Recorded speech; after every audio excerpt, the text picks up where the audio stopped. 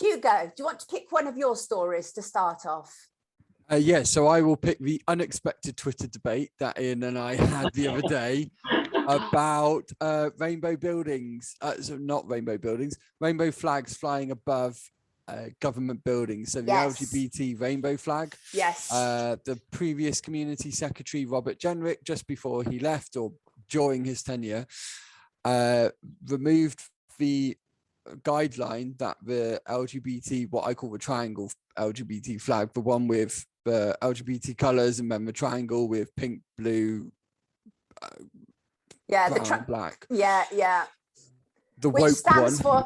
which stands for the pink and blue obviously is the trans flag, and then I think the brown and black people of color under the LGBT rainbow. Right, okay.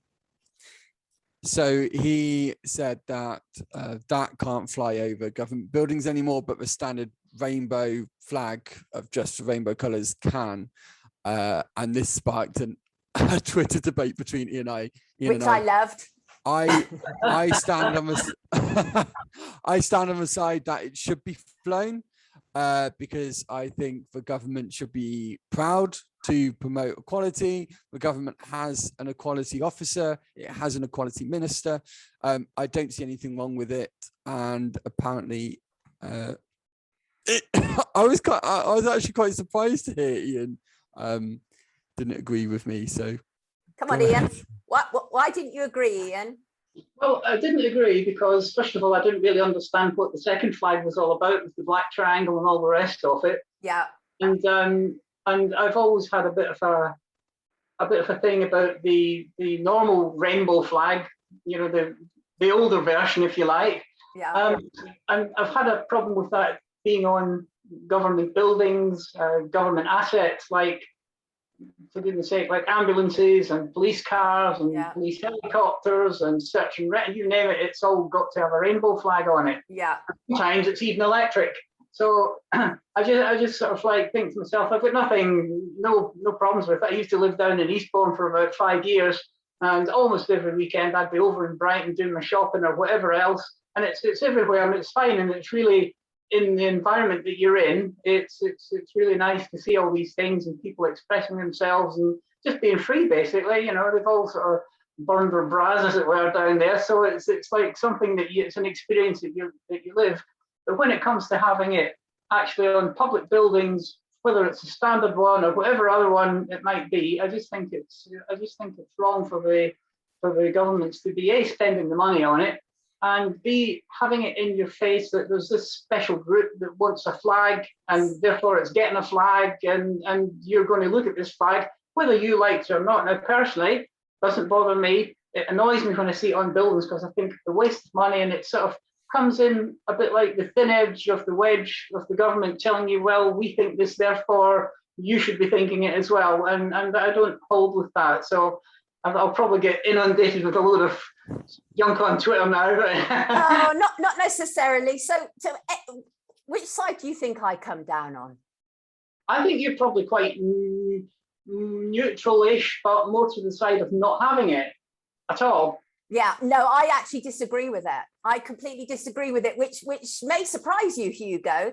It surprises me less. Oh, right, okay. I mean, I've fought for LGBT rights for years and absolutely support it. My problem is, of course, is that the rainbow flag has become incredibly political. We see the problems with Pride, we see the problems with Stonewall, and the fact is, what we're now experiencing is a takeover of straight white men in dresses who are taking over LGBT. And that is frequently happening. And there is a real problem. On Monday's show, we've actually got Bev from LGB Alliance. They've obviously been called a hate group. They've got a conference next week, but she'll be joining us.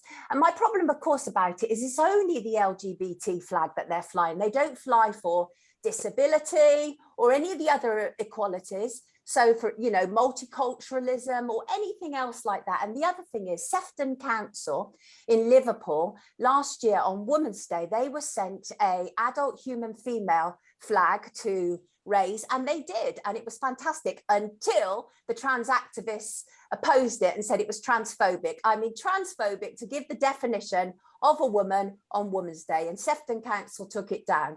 So for all those reasons, I oppose it. And again, I oppose rainbow cars, I oppose police getting involved, because it's political, not because I oppose equality for people who are lesbian, gay or bisexual. So that's kind of my, anything you want to add on that, Hugo, seeing as it's your story? The one thing I will say, and I do agree, it's got very political. So maybe I'm not as serious about it as I used to be. However, the one good thing that I won't back down on is the fact that during Pride Month, this certainly used to happen. Every embassy across the world, every British embassy across the world, no matter what country it was in, would fly the Pride flag. And it used to attract a lot of controversy in places like Iraq, Iran, Saudi Arabia. Yes. And I think that's actually really good, because it kind of pushes them into the space of, we should be inclusive and equal for all. So yes, it is political, but it also does have quite a powerful effect in places where that community doesn't have a voice, and which actually are persecuted and killed purely for being who they are. And I completely agree with that. I absolutely get that, because that is still happening in our world, and we mustn't forget that there isn't equality, obviously. So, all right, well, thank you for that.